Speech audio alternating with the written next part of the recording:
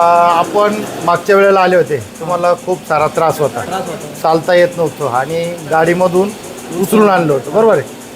आता काय वाटलंय तुम्हाला, चालायला काय वाटलंय? मला पहिल्या टायमाला इथं 80% फरक पडला.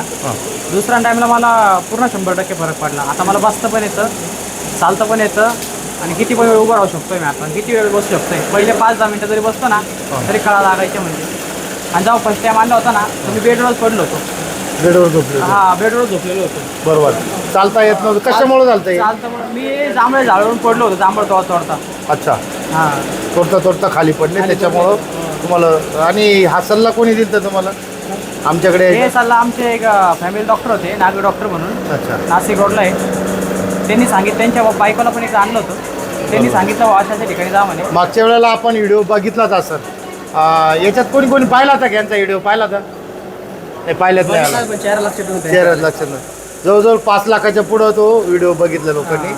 तर तीच व्यक्ती आहे आणि दुसऱ्यांदा आली, आता एकदम ठणठणीत. चालून बघा आता काय वाटतंय बघा.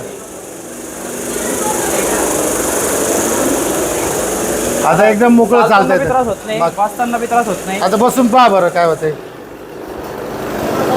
बरोबर. असं पण बसता येत नव्हतं पहिले, काहीच अच्छा, नव्हतं. हे लवकरात लवकर जर केलं तर चांगल्यापैकी स्टेबल होत आहे. हां. खूप जास्त दिवस गेले तर मग होत नाही. धन्यवाद.